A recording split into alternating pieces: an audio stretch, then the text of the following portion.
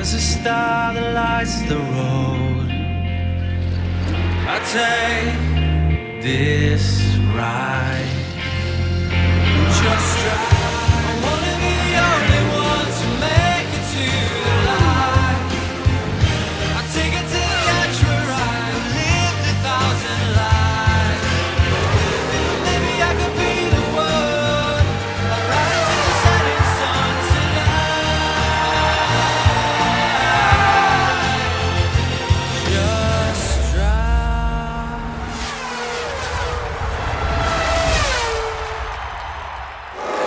Hello, welcome back to the Circuit de Catalunya to Barcelona, and to this, the end of the first day of the second test. And look at that, 17:00 and 48 seconds. So we're just going to pick up all the cars coming back in. But let's start with a little Williams special, shall we, on the notebook today, because they've launched their FW35 as the Force India Paul di Resta comes in with quite the most aero paint I've ever seen on a rear wing there. So they're just trying out some flow viz work on that. And so the new Williams, and there are lots of new little bits that are on there that I quite like. They've obviously used the time well, Williams, to put a lot of development into this car, and the front wing is exquisite. It's got winglets, they've got winglets on it. Even the winglets have winglets. So it's really nicely developed, actually, the front wing particularly. The nose seems to be taken from the Ferrari. The front wing seems to be a sort of multi-5 element front wing with 5 sort of elements to it that we've seen on the Red Bull, the Lotus, and latterly the Mercedes as well. But it's got this bit on the exhaust, this little guiding vane on the exhaust that I want to show you, which has caused no little controversy. Dickie Stanford there, the long-serving team manager of Williams. Whenever they win a race, he goes up onto the podium, as he did at this track indeed. Not, well, 12 months ago. Okay, so here's Maldonado. We'll try and not get run over. So if you have a look at the nose, you can see it looks a bit like a Ferrari. Look how, working your way back, look at the front wing there. Now look how tight the gearbox is. You see the R of Renault absolutely just drops off. Now look at the exhaust. You see that little cover on the exhaust, the little guiding vane there. Now that is the bit that's slightly controversial. If you just go down and look at the front wing, Pete, the winglets that have got winglets on, there you go, absolutely exquisite. Now come back, because you've just got a good old shove from Carl Gaydon, the chief mechanic. Don't worry, he loves us really. Now I want to tell you what's going on with that exhaust, because I understand from the FIA that they don't consider that little guiding vane on the exhaust to be legal. Now, we've spoken about this as the Sauber of Esteban Steve Gutierrez comes in to practice pit stops. Gutierrez has been doing a lot of that today, by the way. He's been doing sort of almost like a sort of race simulation work. He's been going through, just doing, you know, almost standard setup changes, bars, springs, dampers, roll bars, things like that, tyre pressures, just getting into the swing of what it would be like as an actual race weekend. And there you go, he's trying a pit stop at the end of the day.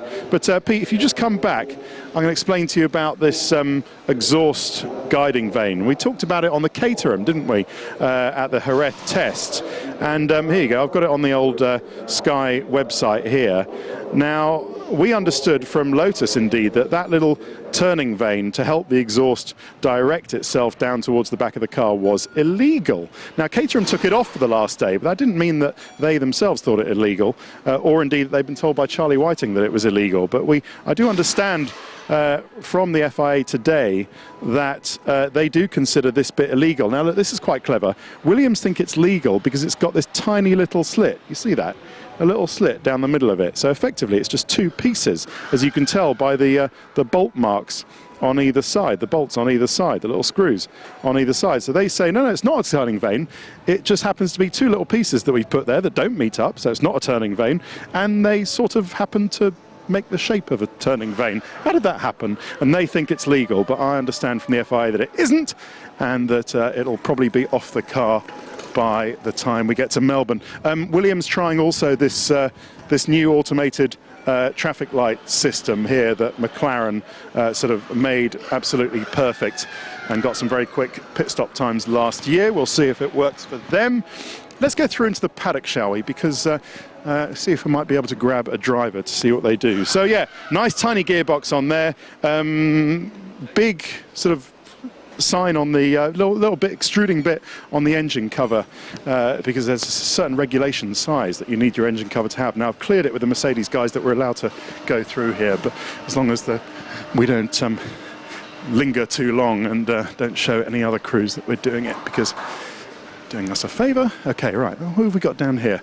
Mercedes. All right, well listen, why don't we wait around for Nico Rosberg? You never know. Very fetching cap.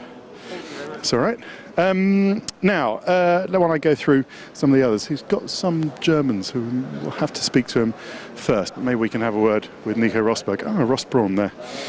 Oh, sorry, Pete. Okay, so what else have we talked about? The Williams. Yeah, the Splee. Oh, it's got a monkey seat. Yes, another car with a monkey seat. The Ferrari's got a monkey seat, actually. I hadn't noticed that before when we talked about the Ferrari before. Let's talk about the Ferrari, shall we?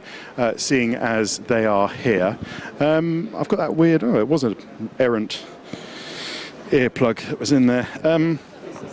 Nice to see Fernando Alonso back in the paddock. Got a nice suntan, actually, so he's clearly been doing his work very well in Abu Dhabi. His manager says all that thing about the rumour about him cracking a rib at Felipe Massa's karting event in Brazil was rubbish. And how would he been able to... it's Toto Wolff. How would he be able to do all the training he had if he had indeed cracked a rib? So I think it's more to do with... here's Nico. Now let's see if he's going to do the written German press. We have Michael Schmidt here from TV First, or do you want to do written German press first? TV, okay. That's very kind of you. You ended the day fastest. I'm sure you don't look at times, probably doesn't matter, but how did you do that? Was it a low fuel run? Possibly, I'm not sure. No. They really don't tell you that much. No, I'm very pleased actually with today.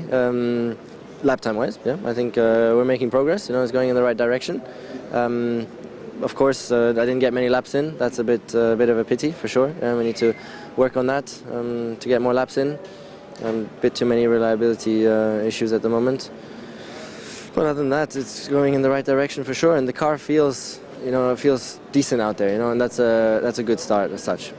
Well, that is good, because is this the first circuit where you've actually been able to properly put some aero loading on? And when did you realise on your first few runs, okay, Jerez is one thing, but here I know I've got a good car? Well, the thing is, last time I was on this track, the car was more than a second slower, and now, the car is more than a second quicker, and so naturally it's going to feel great, of course. But even saying that, just the balance feels good, and I feel comfortable, able to push. So it's a nice feeling. Okay, that's brilliant. I have to ask you one thing about a big football match. I understand that you're a Bayern Munich fan, and they're playing Arsenal at the Emirates. It's off the Holloway Road in North London, near where I live. Nice place. Lewis Hamilton is an Arsenal fan, apparently. Have you spoken to him? Do you think Bayern can get through? Well, I'm very, very sorry for everybody who's watching in Britain who's an Arsenal fan, because unfortunately I think it's going to be rather difficult. I'm not going to be very popular after this one, am I? You're always popular. Okay, thank you very much, Nico. We'll leave you to the German press. Sorry about that football question, but I was asked to ask him. It's a rather sort of chilling response he gave, wasn't it? I'm sorry for you Arsenal fans, but you're going to lose. Not that he said we were going to lose, but there you go. I just thought it was quite nice, given that apparently Lewis Hamilton is an Arsenal fan. We'll see what happens over two legs. Not that I understand football particularly, but there you go.